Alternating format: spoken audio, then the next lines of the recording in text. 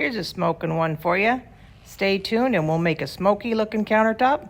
Hi guys, I'm Deborah from Deborah's Ditties Artistic Stone, and I turn sticky to stone.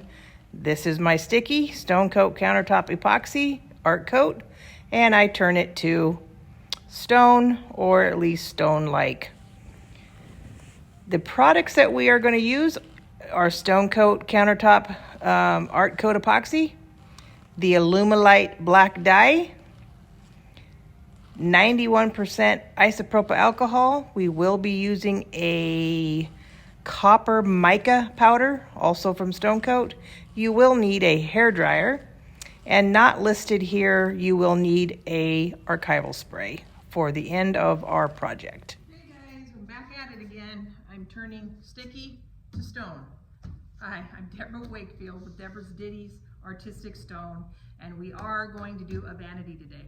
Hey, before I get started, 2024, my resolution is I am going to really focus on YouTubes, okay?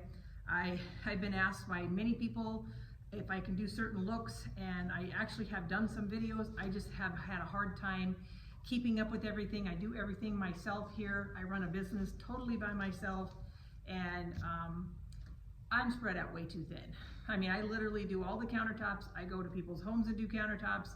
I run a gift store. I run my shop, and I'm just spread out way too thin. And as much as I want to do YouTube, because I absolutely love it, it's been really hard for me to get to. But I'm kind of being forced to slow down a little bit. I have problems with my hands. I won't get into it all, really. It's just basically I'm losing strength and grips in my hand. And so it's making me slow down and kind of focus a little bit more on something else. Maybe it's not quite so hard on my body. And I think we have found it in YouTube. I've been wanting to get to it. I've been wanting to really focus on doing these. So I'm going to try to get as many out as I possibly can. And if you like my content, if you would like to follow me, I'd really appreciate it. Hit the follow, subscribe button for me. And I would just really appreciate it, and I promise I'm going to try to get these videos out bam, bam, bam, more often, okay? Anyway, so enough of that being said. Now, today we are going to do customer vanity, and she wants the smoky look, okay?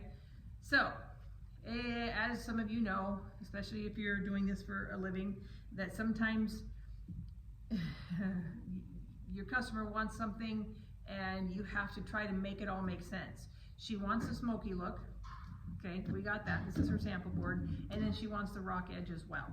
So for me, I like the dye. This is a dye technique. I like the dyes. To me, it's kind of more a watercolor, a little harder to make it look like stone, in my opinion. I can do it, and we're going to do it, and we're gonna wing it, okay? She actually has faucets that are that dark brown, kind of bronzy color, and then it's got the copper look around the handles and stuff, and so that is why we incorporated some copper in the piece. Now, we'll get to that in a minute. That's just where we're going with this, and this is the vanity. So I have already prepped this board. I've got it all prepped. It's MDF board. It is double thickness. I like to have double thickness when I have my rock edge. You don't have to. You can do this, put a drop edge on it if you want to, but I did do double thickness on that for the reasons that I said. So I've got my rock edge on already. I've got it sanded down 220, make sure all the pimples and dimples are off of it, and I put my Stonecoat Countertop undercoating paint on it. So this is what I use, epoxy undercoating. If you're in a hurry, especially if you're on a job, this here has been an extreme lifesaver. I love this product, okay? So basically you can, I think it says on the back you can do it after an hour, but I always, allow it to dry 1 hour and lightly sand before next coat. It fully cures in 2 hours though. So within a couple hours, you can put another coat on it, and then a couple more hours, you can start your project. So it is a game changer. If I know that I have to get something done, come in first thing in the morning, put your first coat on, I never get back to it for 3 hours, probably 3-4 hours. I come sand it in between, and by nighttime I can put my epoxy on it if I want to. So love that product, love this product. And so that's what I have done here. Now I just did this about 10-15 minutes ago, and so I'm going to go and I'm going to let this go ahead and cure for a couple hours, and then we're going to come back and I'm going to address my edges. Now what I mean by address my edges is this is a rock edge. We're doing this look, so I want to paint this is what I want to do. I want to paint this edge because with the dye, I'm not going to have quite so much going over my edges in color, and so I'm going to play with my edges a little bit more so that it'll come out and pop the way it's supposed to. So for me, it's going to be a couple hours. For you, it will just be a few minutes, and I'll see you then. Okay, so now we are going to address our edges, and like I told you, I'm just going to paint them. And I am, because as I had explained earlier, I am going to use the black. I know it's a mess, but it is Stonecoat undercoating paint, and I'm going to use this simply because I told you I am in a hurry. I do need to get this epoxy by morning, so I really want this to dry really well, and I don't want to have to worry about any off-gassing whatsoever. You could paint this with epoxy, or not epoxy, I'm sorry, but acrylics. So many things you could paint this with if you weren't in a really big hurry. Now, a little bit about my rock edge. I've never done a video on my rock edge. I've been asked quite a few times. There are so many good videos on rock edges out there, and of course, you know me, I will always refer you to Rhonda Draculis, Archival Designs. Kenny makes one of the best rock edges out there. And so when people ask me about rock edges, I normally send them to her site because she has tons of these videos out. Now, the only reason I haven't, my rock edge is different. I tend to like to try to be a little different than everybody else. There is a reason that my name is Deborah's Ditties Artistic Stone. I do tend to put a little extra art into my work, and even when I shouldn't or didn't, it really didn't make that much difference. But I do like to play with my stuff a little bit. So what I've decided on my rock edge, and not that it's a big secret or anything like that, but maybe gives me something to work towards with my YouTubes. When I maybe reach a goal on my YouTubes, maybe I will do a rock edge one the way I do my rock edges. And it is definitely different than most people. So if you like my rock edges, hit that subscribe and follow button and help me get along in this YouTube world, and then I'll do a video on it. But until then, like I said, guys, and not even that I have to tell you guys who Rhonda Draculis is, but I know her and love her to death. I have been blessed to be able to go down and be with her. We've done a couple of videos together. I get to go down in March and be with her again, and they are the most wonderful people. Seriously, they are. So anyway, I'm not going to make you watch me do the rest of it. I'm just going to paint this, and I will add some extra other colors, and I'll bring you right back.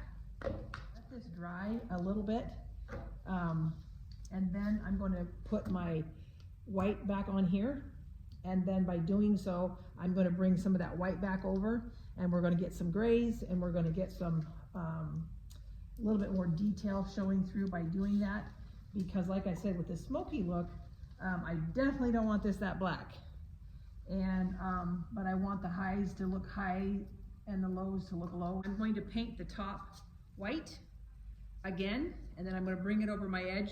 That's going to give me some grays. I'm going to, and I can let it actually set just a little bit, so it's still like down in there. I can probably, yeah, it's wet down in there just a little bit, just enough. It's going to cause a little bit of graying, I hope, when we paint the white on there.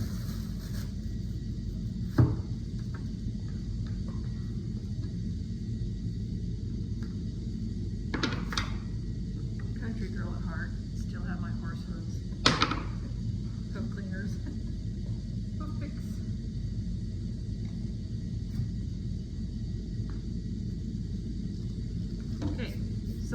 also took my sandpaper and I just sanded it with 220, got all the pimples and dimples off of there. Now I'm ready for my second coat. Okay, so when I painted that, you saw how I got this edge. I don't care. I actually love it. It gives a shadow, and for rock edges, in my opinion, that's just the way they should look. Now, I'm going to do the edge over there. Hopefully you can see it. Pretty simple.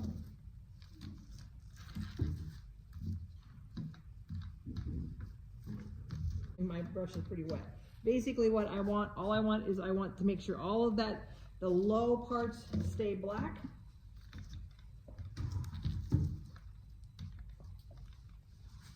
I wouldn't mind getting a little bit of gray. And if I don't get enough gray, sorry guys, I still have my black paint out. And now I'll kind of pick up some.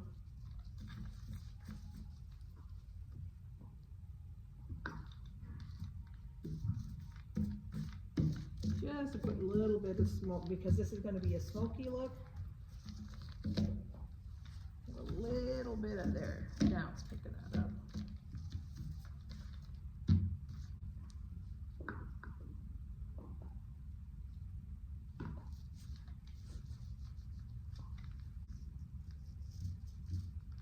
Now, remember, after we get this all done, we can glaze this edge and make it look even more realistic. The reason I've got so much white on it is because we are doing this smoky look. We are going to get it somewhat covered with the dye in some areas. After that's all done, then I can come back and glaze it and make it look more uniform.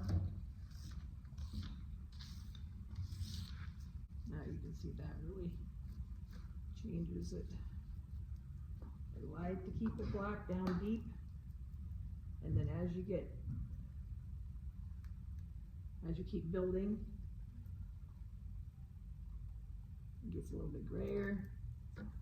Look, so I kind of want to keep it more smoky than just black, but I want down in the creases to definitely, because it causes it to look, well, causes you to be able to see the texture, and it gives it that depth that we're looking for.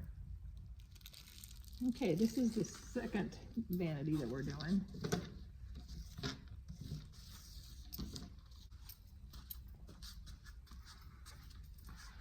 Now keep in mind guys, I will, after I get this whole thing done, I will do a glaze on the edges. I'll keep playing with the edges until I get them the way I really want them. But look how that really shows. I hope you guys can see that. Shows all the depth on that edge.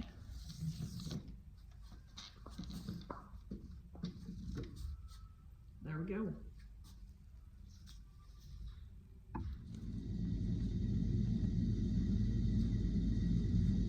Okay guys, I didn't get it done yesterday, so thank goodness for you. The magic of videos is it didn't take you as long as it took me to get back to it. So unfortunately, set me back just a little bit, but we're gonna be okay. I'm gonna mix up some epoxy, and like I said, this is a dye technique, so basically all I'm really doing is just making a slick surface, and I want it white. So, but I don't want it just completely white. I'm gonna put different variations of translucency white in there, because I don't plan on, doesn't mean that's the way it's gonna turn out, but I don't plan on doing the entire board in ink or dye. So we're gonna go ahead and mix up our epoxy. Now guys, I do not like watching people mix up epoxy, so if you wanna fast forward this is fine. I already have part B in here. You put part B first. It's thinner. The resin is really thick, and so you want to put the part B in first, and then you put your resin in after that. So I have 2 countertops here that I'm going to do, so I am mixing up a little more than what this particular one needs. And I already have my marks on here. Already figured out how much epoxy I need. If you don't know how to figure out how much epoxy you need to figure out what your square footage is And then it's 3 to 4 ounces. I really like 4 ounces per square foot. So that's how you figure out how much you need to mix up. Now, while I'm mixing this, there's something I want to bring up. I get asked sometimes, and sometimes you'll read comments about what people are having problems with, and one of them is sticky spots. I've never had this issue, and I fear having this issue someday, so I'm really careful as not to have this problem. One of the things that I think people do, well, I know for a fact people do, because I do it too, is we mix up our epoxy, and you want to mix this for 3 to 5 minutes. And guys, you can use a mixer, you can use a drill. I just can't really talk over that, so I was just going to do this. And you want to mix it for, 3 to 5 minutes, and you'll know when it's mixed well enough because it won't look cloudy anymore. So, but you do want to make sure it's mixed really well. But the most important thing is making sure you get it off of your edges and the bottom. And here's the deal, sometimes you think you do, right? Sometimes you work really hard at getting your epoxy mixed and you're pretty sure you got it. There's just no way it couldn't be mixed. Sometimes, I know somebody in particular who, she was always freaked out about it, so she would do hers for like 8 to 10 minutes. It's like, there's absolutely no way that it could not have been done. And this is actually how I learned this. And she had a sticky spot on a very important countertop. So what I sort of questioned her as what she was doing. And she mixed, she says, I even mixed it for 8 to 10 minutes, so I know that it was mixed properly. And I said, did you get your edges really good and the bottom? And she was sure that she did. And so we tried to go back and figure out what possibly could happen, because you can also get the wrong ratio. I mean, there's other reasons that you can have sticky spots. And so I went to look at it to see if we can remedy the problem, and it was just in like 2 or 3 spots, if I remember right. I think it was like 3 spots. And I asked her, I said, is there any chance that you took your bucket that you mixed your epoxy in and put it in those spots? She said, yeah. She said, that's exactly what I did. She said, because I don't like to waste the epoxy in there. So what she had done was she had randomly just put it all over the board, like we do. And when it was, she could get out what she could, she just put her bucket in a couple spots that didn't get very much epoxy. So she let it drain here for a little while, and then she picked it up and then turned it upside down over here and let it drain. Maybe it wasn't 2 spots, but whatever. Same bucket, this bucket, right? Well, I believe that she didn't get it mixed on the sides and the bottom as well as she thought she did. I mean, it happens. And then she turned them upside down, and those particular spots were the sticky spots. They were partially cured, but they had some sticky to it. They just didn't cure all the way. And I firmly believe that that's exactly what happened. I never do that. I never turn the bucket upside down on my piece that I actually mixed the epoxy in. Now, when I mix my colors, so I'm gonna put this in here and I'm gonna mix it. I'll turn this one upside down because I'm gonna put this in here, then I'm gonna mix color in it, then I'm gonna mix it again. I know it's well mixed, okay? But the bucket that I actually do my epoxy in, I don't turn upside down on my piece. That's just me, and it's just because I'm afraid to get those little sticky spots, and I too think that I get the bottom and the sides really well. Also, another thing to find out, if you do your bucket and then the next day, 2 days, 3 days later, whatever, you want to clean out your bucket, you can let it cure, and then you just kind of push it in and stuff like that, break the epoxy off of the edge, and then you can just peel that epoxy right out. Sometimes you'll see that you have sticky spots, and you might have thought that you really mixed it well. So I don't know. Now I have got this spatula thing that you see here. I want to show you guys this. I love this. Abby, I'm sorry, my dog. Anyway, I got this spatula from Myers, actually, not in the kitchen area, but in the like cake baking type thing, and I love it because it just sticks right to that side much better than a stick does. And it gets down in that crack down in there really well. So anyway, I just wanted to, while I was doing that, nobody likes to watch anybody do epoxy, mix epoxy, but I wanted to tell you guys that be careful about that. If that's ever happened to you guys, where you get sticky spots, and think back now to see, did you do that? Like I said, there are other reasons, but I know that we kind of figured out that that is what this gal had done, and so I just don't do it.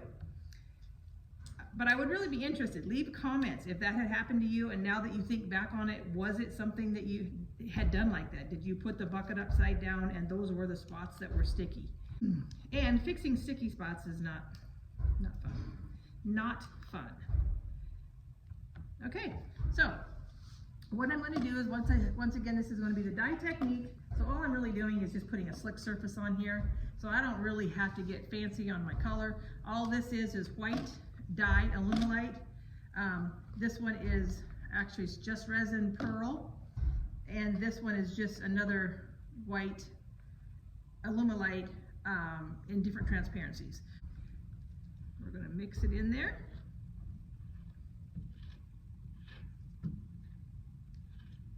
And the thing I love about this the most is you just take some paper towel, some alcohol, wipe it off, good to go. Good to go again. Isn't that cool? I got this and these little guys, which I love. So these are really nice for these little cups, just a little one. This one's dirty at the moment, but yeah, really cool. Hard to find. I found them and thought I hit the jackpot, and I look every time I go in and they're not really there all the time, so.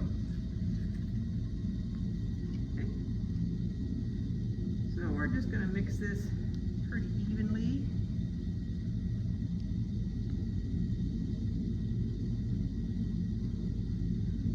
Like I said, I have another vanity behind you there, and I have the backsplashes and stuff, so.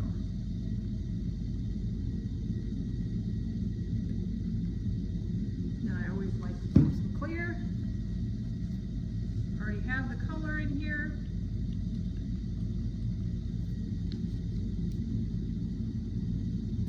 Like I said, this one here is Alumilite dye. And I don't think I ever put a white background or semi-white without the pearl, as we all know, because epoxy will amber over time, and so we want to make sure you put a pearl in there, and then it's not as noticeable. I stay away from doing white most of the time. I will not do white without, like I said, a pearl. I prefer to put some color in it. And this stuff we're going to put dye over the top, so we're good. So as you can see, that's not really dark. We're going to be able to see through that a little bit. And this is just another one. I really like using a metallic white. That looks really nice. Matter of fact, I don't believe Stonecoat Countertop metallic white is really white. That's why I love it the most. And it's just got that metallic. It's so pretty. But I like it because I think if you use that and a pearl on your whites, then you're not going to have much issue with noticing it down the road when it ambers. And I'm saying that when you're doing a piece that has whites in it, just pure whites, I don't care if you put pearl in it or whatever, the truth of it is it's going to amber a little bit. I hear, if I'm paying attention, that there's supposed to be a product coming out that's going to take that problem away, and I'm so excited to see if that really happens. Rust-Oleum spray paint, it is silver metallic. Now, the only reason I do this, once again, we're going to put dye over this, so we're not going to really be able to see a lot of it, but the different translucencies of these whites and pearls that we got going on here, I love that look. That's like my favorite in all of epoxy. I like to do that, and I do it with blacks, I do it with any color that I do. It really gives a lot of depth. But if you want to add to that depth just a little bit, I don't have to fog my edges, because remember I did my rock edge and I've already kind of played with it, and we'll go into more of that when time comes. But you want to make something look really deep, use silver. Aluminum, silver, something like that. It doesn't take much, because I'm also going to use, I've got the 3 different translucencies and whites, and then I've got some clear here that I put on.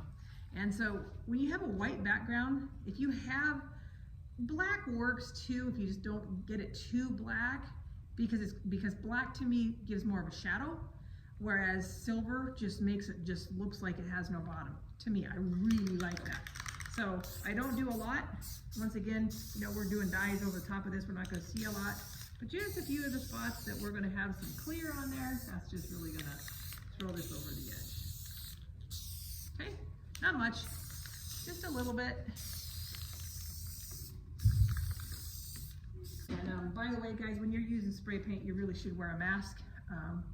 I've got some ventilation going on back there, but you really should. I don't care if you have ventilation or not, you should have a mask on when you do spray paint. Okay, so here we go. Just gonna do, I think I might have everything a little bit too translucent. We'll see. I might have to add a little bit more white.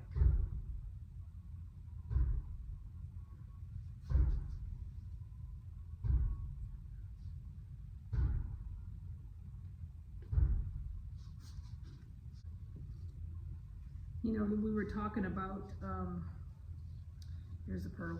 We were talking about sticky spots. Remember, I did tell you, there's a lot of different reasons that you can get sticky spots. So I'm not telling you that that's the only reason you get sticky spots.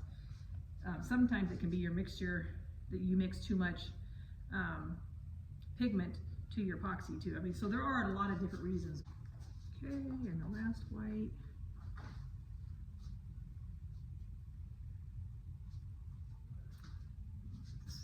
Here on the edges. Just gonna use my hands.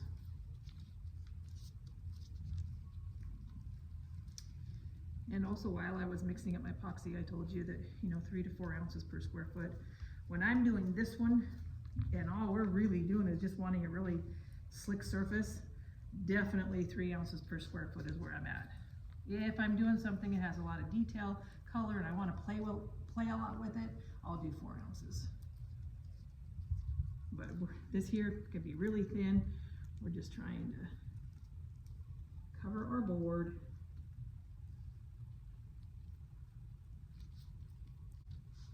Is anybody else who does epoxy absolutely amazed with what we can achieve with such little epoxy? I think I say this all the time. It just absolutely amazes me what we can achieve with that. Make sure you get your edges.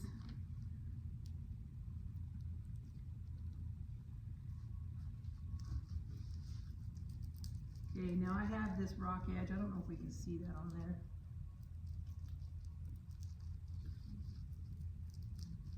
My rock edge has a lot of, anyway, it has a lot of texture. So you really have to work at making sure it gets in there. Okay, I got you a little closer there to the edge. My rock edge does have a lot of texture, so we just need to make sure we get in there really well. And I do like to get some color on there as well, but the biggest thing is making sure I just get it covered in epoxy. Most of the rock edge is, for me, is done afterwards, as far as all the detail that goes into it through glazing. Depends upon the piece. And we want to roll all the way over on our edges. Okay? Okay guys, when it comes to torching, you should always torch your piece, make sure there is no bubbles. And as I said earlier, or I believe I said earlier, we want this surface to be nice and smooth, okay? If by chance you were doing a countertop and this was just your color coat and you knew you had other things to do to it, if you didn't get all the bubbles out, it's not a big deal because we have to hit it with 220 sandpaper and get all the pimples and dimples and any little mistakes out of it anyway, so it was not as big of a deal. But because it is going to be the dye technique, I want this as smooth as possible. Now I've had people ask me before, how fast do you go with your torch? Really depends upon what you're doing. You can scorch it if you left it on there too long, and so of course we wouldn't want to do that. It's not just going to catch fire, but it would scorch it, and it can scorch it pretty bad. But how I know and what I gauge how fast I need to go is when you have a piece, especially it's all laid out like this, it's all nice and flat, and you're doing your torching, I go fairly slow, but what I'm looking at is the bubbles. You can actually kind of see a wave of bubbles that it's actually taking away. It's kind of cool, especially on something that has a lot of color, you can really see it. But I don't think that the camera's gonna pick it up, but I go like this in waves, and I can see the bubbles. Okay, now, if you go too fast, and if I keep doing this, I'm gonna heat this up too much and then I'm gonna get a lot of dripping. But if you go too fast, then you'll come back and you'll see your bubbles still. So then you know you've gone too fast. But it all depends upon what you're doing. If you're just trying to purposely heat it up just really quickly so that it'll move better so you can get it to smooth out better with your hand, that's a good idea. When you first pour it on there, if you just want to hit it really quickly before you smooth it out, then, so there's different speeds and different reasons you're using your torch is what I'm getting at, okay?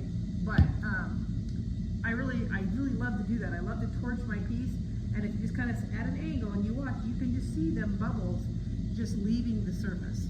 And so you know that you're going the right speed, okay? Now I always do this, 5 minutes later I'll come back and do it again, and about 10 minutes after that I'll come back and do it again. I don't really like to give times because it's all different on how fast your epoxy is setting up by where you're from, what your humidity is like, and all that kind of stuff. So you'll have to kind of play with that, but you'll be able to tell. You know, I do 5 minutes after this, another 5 to 10 minutes after that, and I'm done. I don't worry about it again. So anyway, I'll be back tomorrow morning, but for you guys, it'll just be a snap.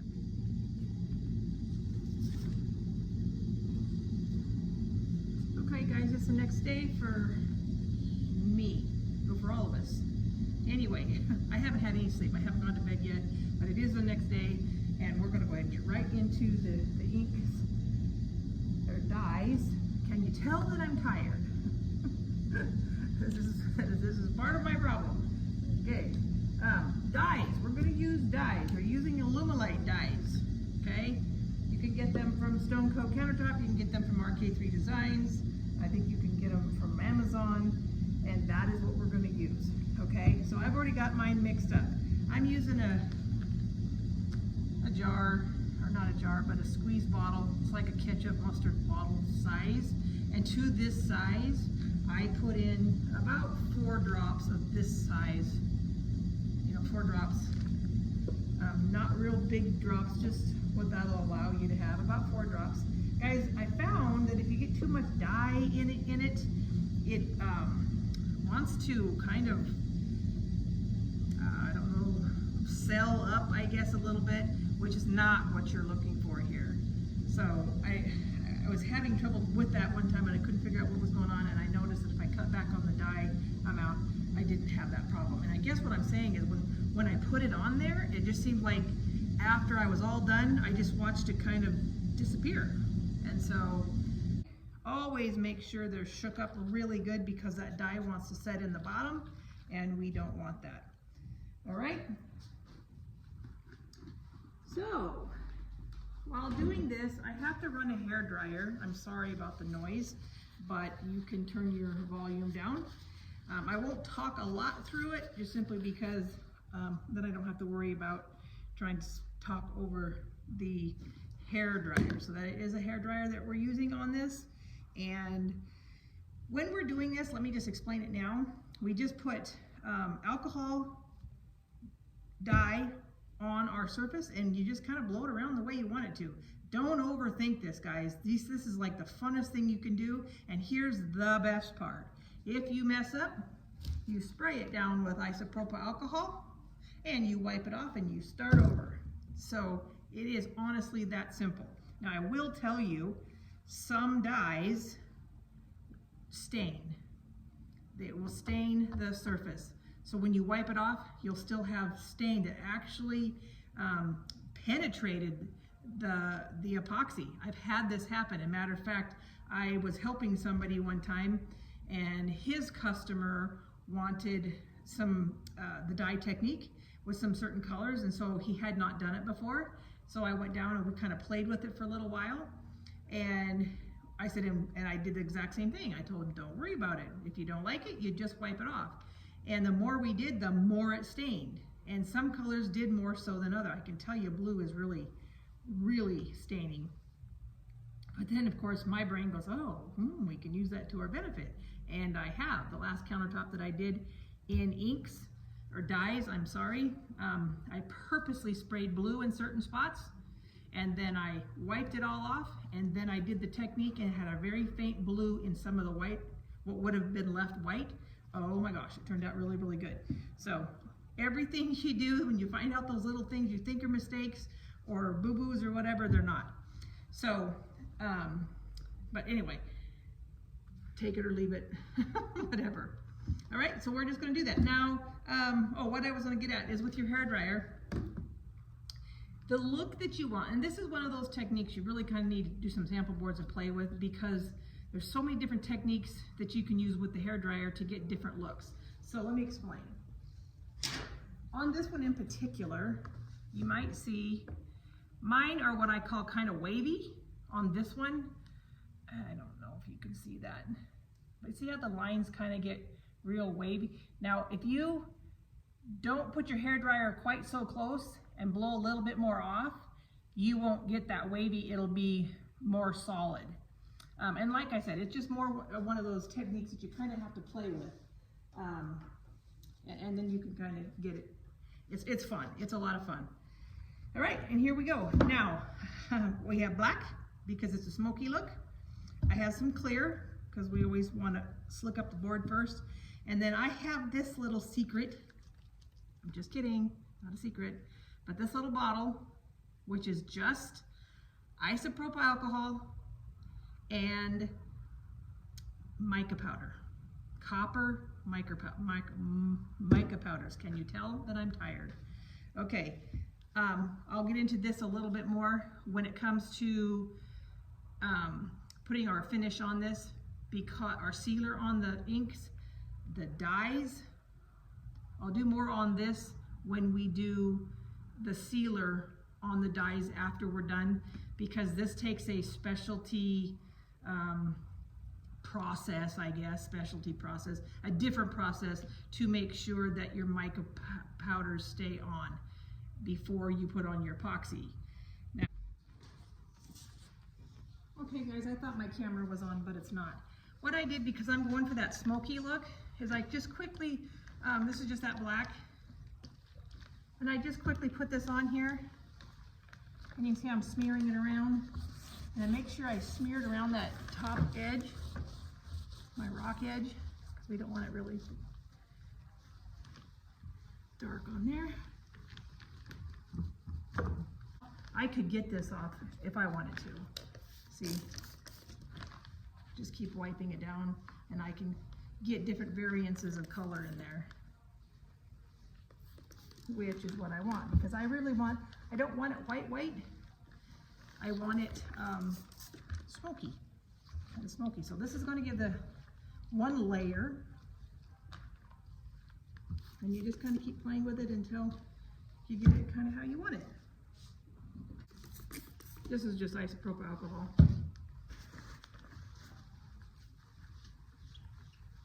See, I can take it all off if I wanted to, but I kind of want to keep that smoky look in some areas. Some areas I might want to get a little bit cleaner.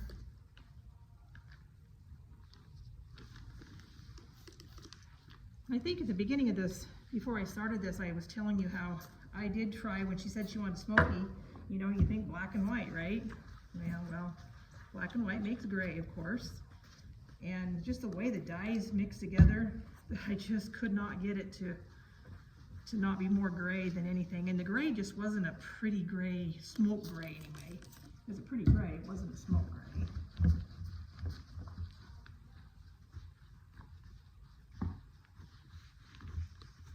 And this part you just do to, like I said, whatever you want. You could even skip this part if you want the back to be really, really white like it was. I just didn't really want that.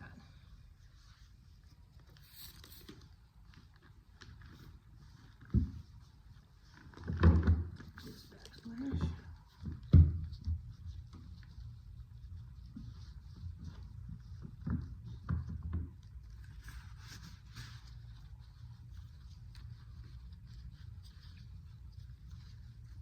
Okay. So I like that for a smoky look.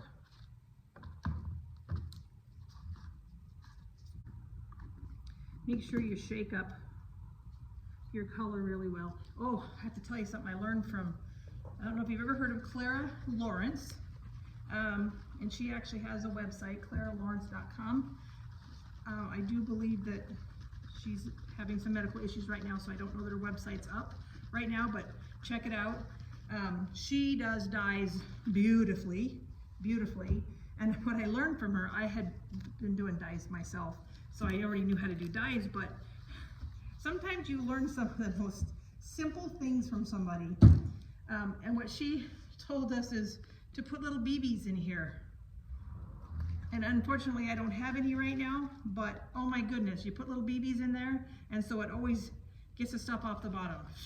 Something so simple. And you can get them off of Amazon, and now I use them all the time. I had never even thought about that till she said that. So I just love what you can learn from other people. Okay, here we are going to get started. I'm sure you probably have noticed that there is copper already on that edge. So here is a truth bomb for you. I've already done this once and realized that my phone was not recording. So I wiped it off and we are doing it again. So the cool thing about that is, I guess is a good time to mention it, is that is the nice thing about this technique. If you don't like it, you just wipe it off and do it again.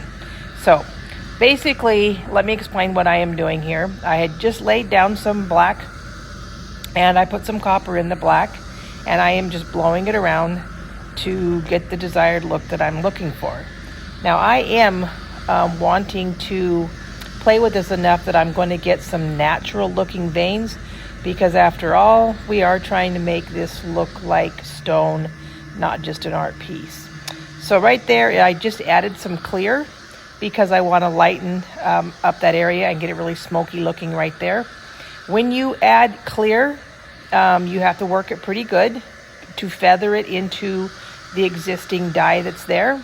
If not, you will get real distinct lines. So you want to make sure that you feather that in really nicely so you don't have that.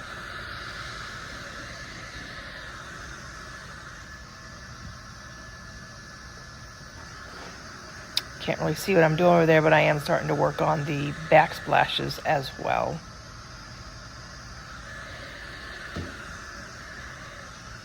Now I won't make you watch me do this entire thing, but I just did kind of want to explain a little bit about what's happening. And basically, to get these looks, I will keep layering the dye over the top of one another to make it darker. Now I know the question is, well, does it not reactivate your dyes if you keep putting it on the top? And the answer is yes. So when I do that, I make sure that the layer underneath of it, all of the alcohol is dissipated.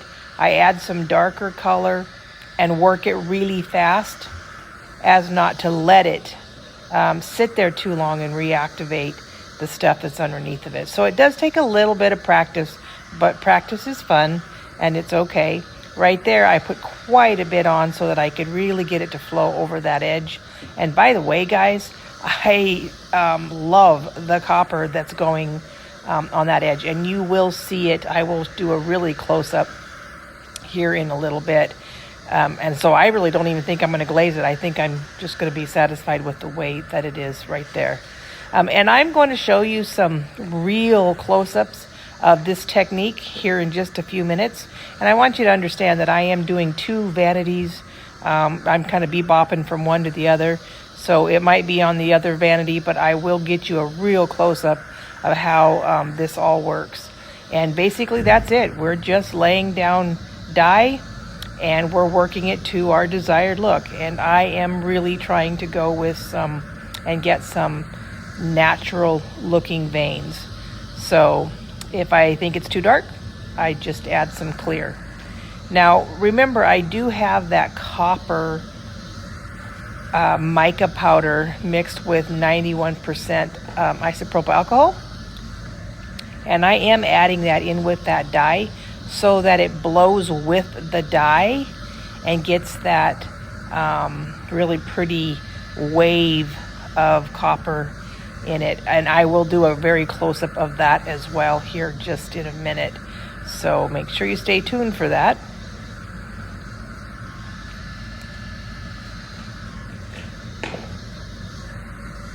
Really sorry you can't see that corner over there, but I'm just kind of layering my colors.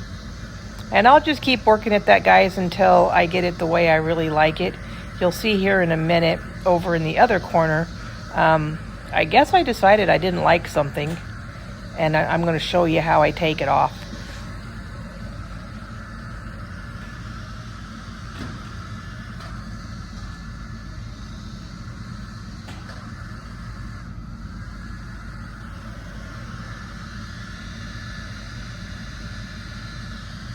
There's some color there.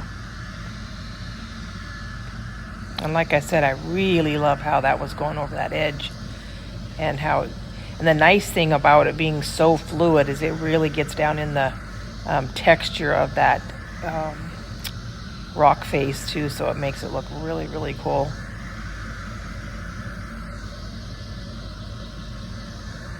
It is amazing how much control you have over the dye.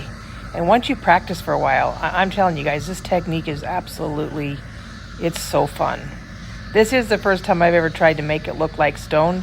Normally I do use the dye for more art pieces, but so this is kind of fun. Here I am putting the color on the backsplash, and keep in mind that backsplash is only 3 inches or 4 inches wide, and so it's real easy to blow off being so fluid. And I do have it butted right up against the vanity. However, because it is so fluid, you can't get that crack close enough, but you can still make it all blend together and look nice.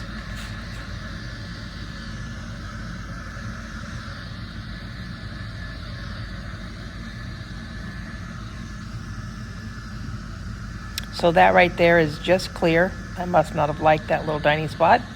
So I just cleaned it off with clear. And then I'm going to saturate it with dye again and work it pretty quickly and feather it out so that you don't see where I actually wiped it off.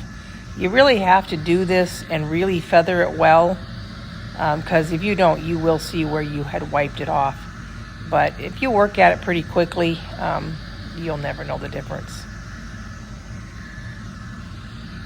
Basically what we're trying to do is stay away from some real distinct lines, harsh lines.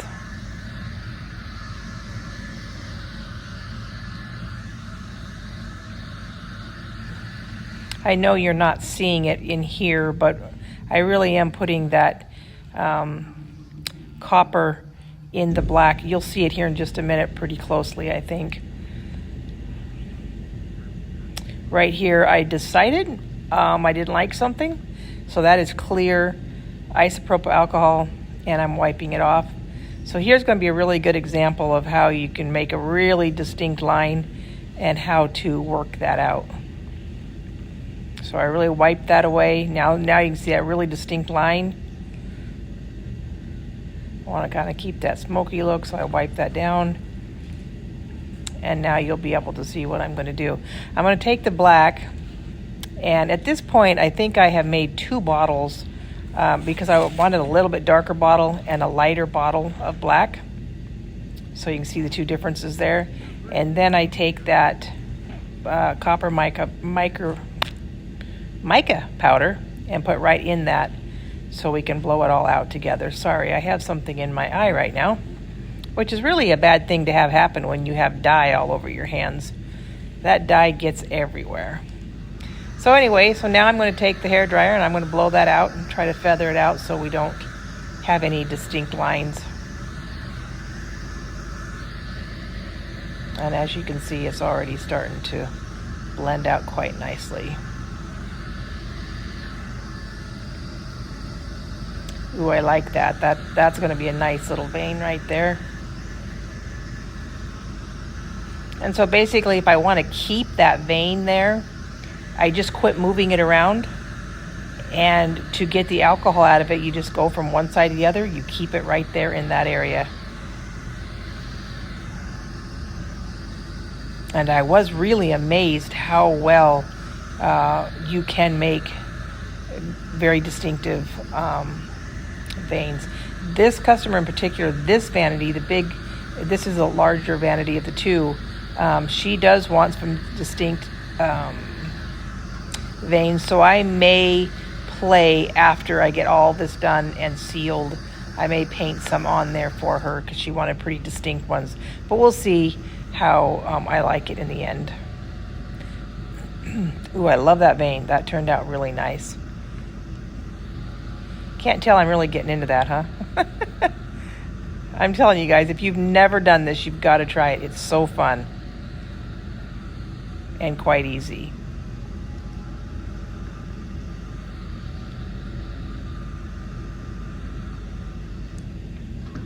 Okay, from here, guys, I'm just going to go ahead and jump into the next thing that we're going to do.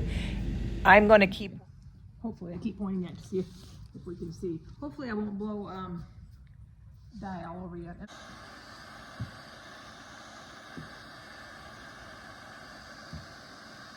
I just took my black, and then I added a lot of clear. And I don't care if it touches the other stuff, but I don't want it on there long, or I'm going to lose it.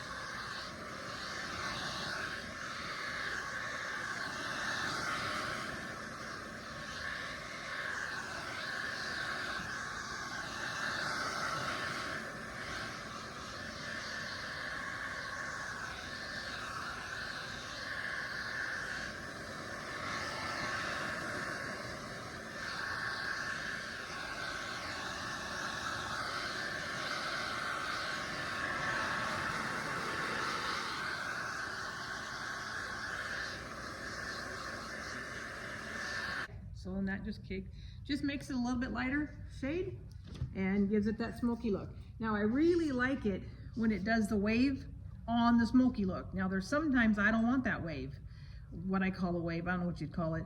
I don't know, I always like that look, but this is kind of smoky look supposedly, so that's why I really go with that look. Now that mica powder goes in there. Looks pretty cool.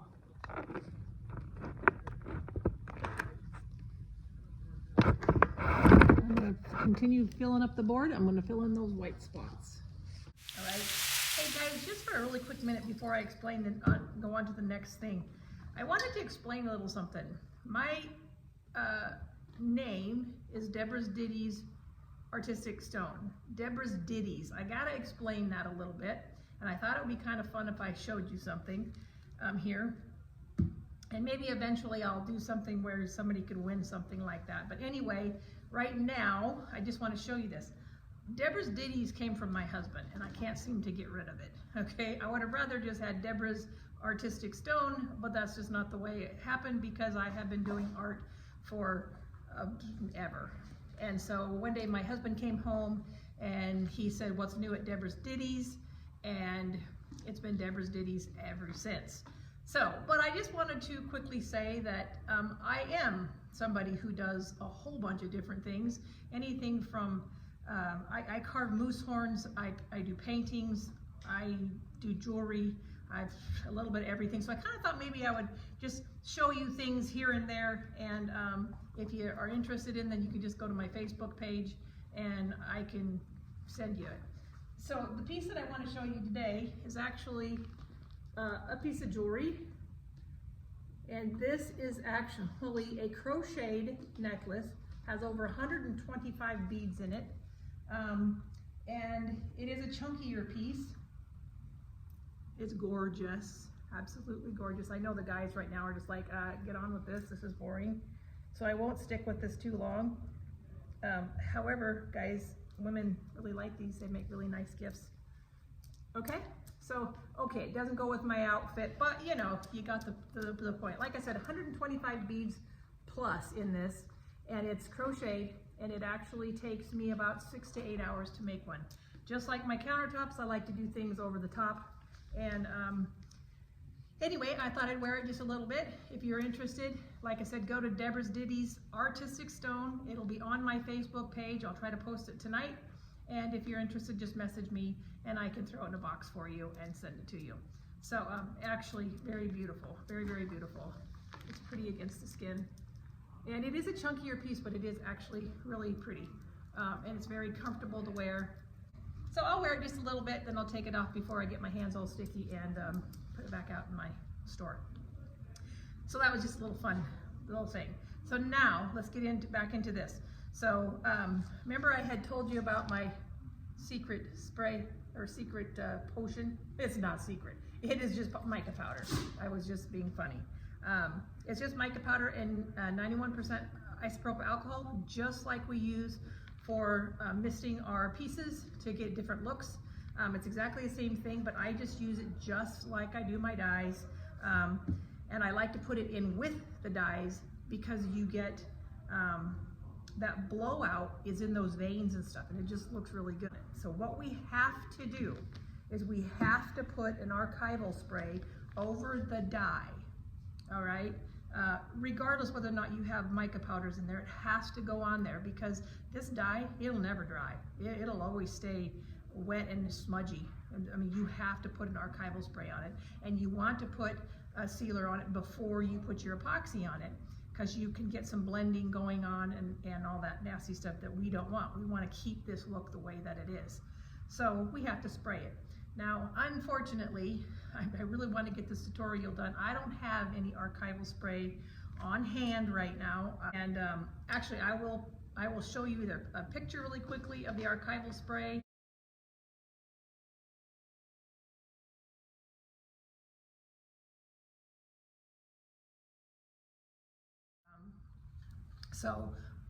But you can get it at Amazon. I think you can get it in some of the Michaels and Hobby Lobby and places like that, but you really do need to. It's also UV protected, so it has that protectant in there as well, so that's really, really nice. I did not have any, and I've used this many times before. It is a matte sealer. Matte works the best. Well, you don't ever want to use anything but matte on here because sometimes the gloss can cause discoloration of your colors. Not so much on the dyes as it does alcohol inks, but it does. It has done that ever so lightly, but it will. So you don't want to do that. So I use this. Now, because I have, and I'm going to bring you down and show you what it did, because I have the mica powders in there, and obviously the alcohol dissipated, and it leaves us this beautiful, beautiful look. I spray extra on my piece. So I do at least 3 to 4 coats of this over the areas that I have the mica powders, because mica powders, though we use it in our 91% alcohol all the time for different techniques, it was made, it's a pigment, all right? So we put it in things to get the color. We can put it in gouache. I've even put it in Mod Podge. I mean, it goes in everything. It goes in acrylics, you know, obviously our epoxies. So things that we want to give color to. It's a pigment. So if you think of it that way, you know that when I put it on my board, yeah, it dried on there, but as soon as you put something wet, you know, epoxy on there, it's going to blend in. Now, the thing is, I'm just trying to get the point across that even if you spray it with an archival spray, it's still there, and it's still very lightweight, and it still wants to mix into your epoxy. So you need to make sure you seal it really well, or you'll lose all of that in your piece. Now, when I say that you'll lose it, let me show you. So this one's already been epoxied. But if you can see, so right here, where it's actually, and hopefully you can see that, you can see where it was blown right into that dye. It's got the little wavy look. Okay, I had to spray that real heavy to make sure that it stays like that. Because if you don't, it will blend out like over here where it looks more like it's floating. Okay, which is okay, and I use that to my advantage. In places that I know does not have enough of the copper look and I want that look, well then I purposely don't spray that one as heavy, and I know that it's going to blend into my epoxy a little bit. So it takes a little bit of practice to kind of play with that, but I just see how this lays in here. I just absolutely love that. And I'm really hoping that it's picking all of that up.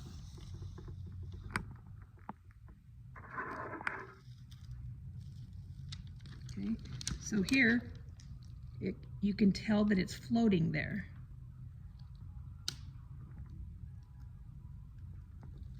Okay, so does that make sense?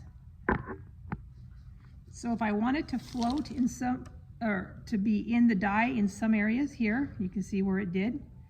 You can see the layers there.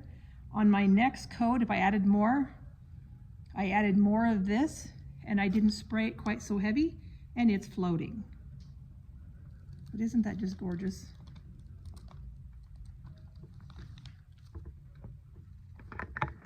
In between all them coats, of course, make sure it dries really, really well. And so I think that is it. And the other thing really that I like about it is sometimes your customer, or maybe even you, aren't really sure if you're going to go with this piece with being a gloss or a matte.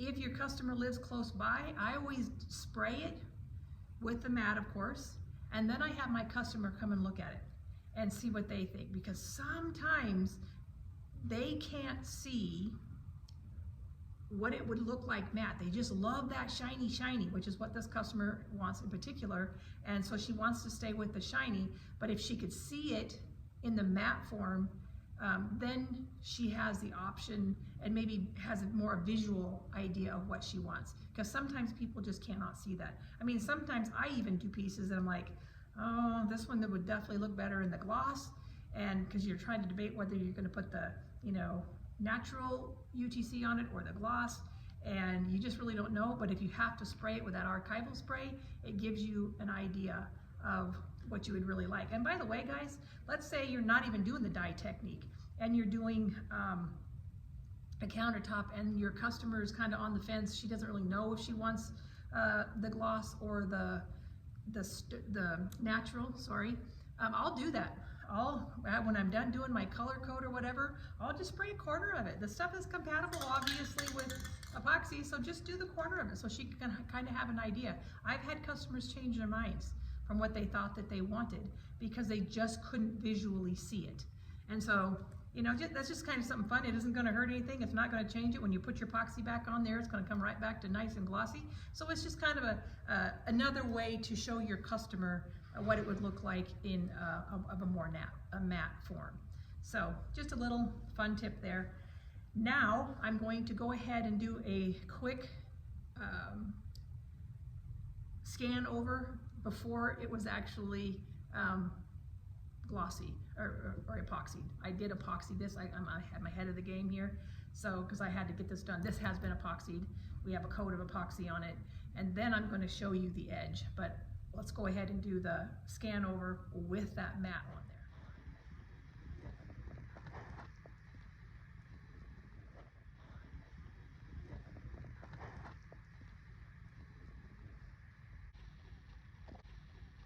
Okay, that's with the matte.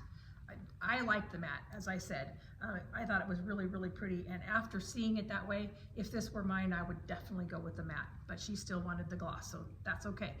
With that being said, I do not like the edge glossy, so I'm going to take you down now, and I'm going to show you the edge after I've epoxied it, and the epoxy I'll run over, of course, and it made it all glossy, which is you want, because you want to seal that and make sure everything gets epoxy on it. But then I took it and then I put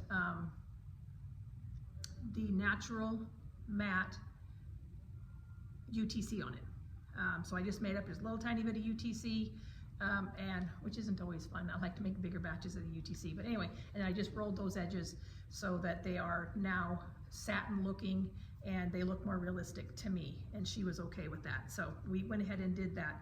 Now, let me tell you about the edge really quickly, and doing that. You want to make sure that you're using, whatever you decide to knock that gloss down, it needs to be something that is food safe. It is still a countertop. I know nobody's eating off of the edge, but you want it durable. So you want to make sure that it is something that's going to last, it's going to hold up to people's belt buckles and things like that. So the UTC from Stonecoat Countertop is absolutely the best product, as far as I'm concerned, to use on that edge. You know that it's going to be good and durable. Okay, so you want to do your edge if you're trying to knock down the gloss, because in my mind, if you're trying to make this look like a piece of stone, right? And if a piece of stone has been cut and polished, which is what the look she's going for, it's still the edge is still not polished. So in my mind, I don't like the gloss, and she was fine with it being made matte. What I do is I just mix up some of this Ultimate Top Coat from Stonecoat Countertop. Best product. We're not going to do it on the top because she wants to keep the gloss, but I want to knock down that edge, glossy look on the edge. So we're going to use this. I just mix up a little bit. I roll it on that edge, make sure I get it really, really good. And I've already done this. I'll do another video on it sometime. Let it dry overnight and we're good to go. This is going to be going to the customer tomorrow. And the biggest reason, and I've been asked this before, is can you spray it with a matte spray or satin spray to knock down the gloss? I've done that on art pieces. You can do that very easily. Because we're not, it's going to be up on the wall or something. It doesn't really matter as far as strength of it. But on a countertop, number one, I always stick with products that are food safe. And even though we're not going to be eating on the vanity in the bathroom or on the edge, it is still very important that it's durable.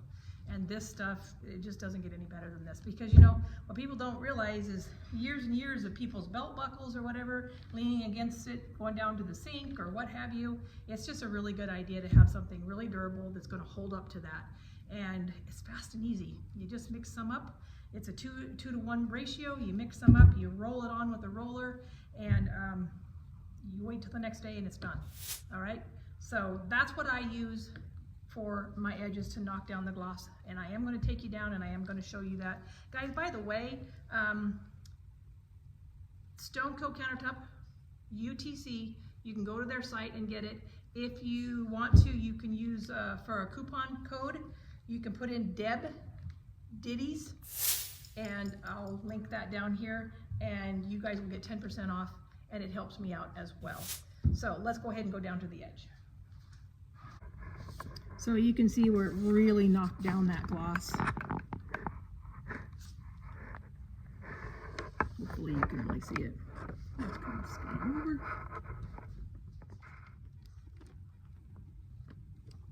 So you can really see how it knocks down that gloss. And then to me, that makes that look much more realistic. And in the whole scheme of things, you're trying to make it look natural, right? So there is my rock edge. Now, as I said, this has been epoxied, so look at that. I think it turned out beautiful.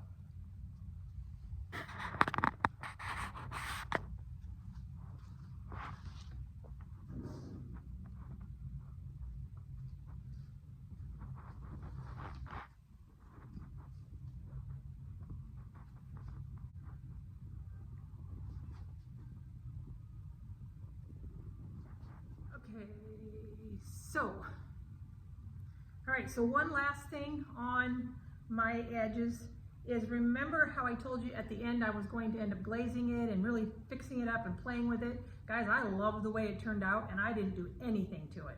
So other than putting the UTC on there, I liked it. I didn't have to glaze it. I didn't have to do anything else to it.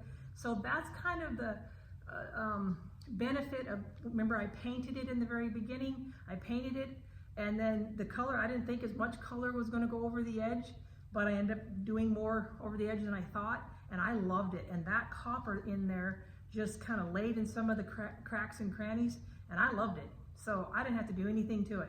I literally just epoxied everything, put my UTC on it, and I'm good to go. So it benefits to kind of do that ahead of time sometimes. Sometimes it doesn't, but sometimes you do a lot on your base and you don't actually see it, or even on the rock face, but this time I didn't do anything to it. I did what you saw me do and left it, and all the rest of it just came off with the dyes and stuff. So that was a bonus on my part. It worked out pretty good. So, okay guys, I'm gonna take this off because I'm actually going to go do some epoxy. Like I said, if you're interested in this, just go to my Facebook, Deborah's Ditties Artistic Stone. I will post that today, and it should be there. Just message me, and I can ship it to you. All right, guys, so I do want to, before I'm done here, I'm going to take you over to the little one. Remember, we were doing 2 at a time. She has 2 bathrooms that we're doing the vanity to. This one, she wanted those veins. That's why you saw some veining in there. I didn't get that on video. It wasn't a veining video. The other one, she did not want the veining in there. And I have to say, the little one is my favorite as far as looking to me like real stone. I think it really did good. And you remember in the beginning, I was kind of concerned about using the dye technique to make it look like real stone. But it was cool. It worked out. I'm happy with it, and I hope you guys are too, and I hope you learned something. I'm going to go ahead and go scan that other one for you really quickly, and then we're done. Okay, so this is the little one. And guys, I just love this one. It doesn't have the veining on it. These have more natural veins, and I think they turned out just excellent the way they were. And when I had the customer come look at it, she agreed, and so I didn't have to do anything extra. But look at these natural veins that we were able to create. And that to me just looks so natural right there. I wish that the camera would pick it up better, but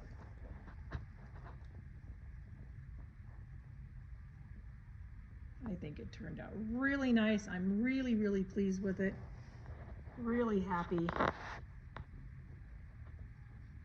And then look here, look how that copper just went down over that edge and just got into those creases, but yet didn't take away from it at all. It just added exactly what it needed.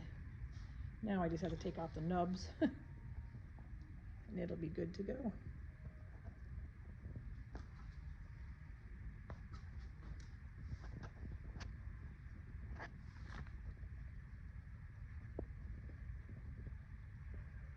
Okay, well guys, if you like the content of this video, it did you any good at all, if you enjoyed it, I'd really appreciate it if you hit the like and follow button, hit the subscribe, and the bell, and then you'll get notified when I put out new videos. So, all right guys, thanks again for watching, and I will see you next time.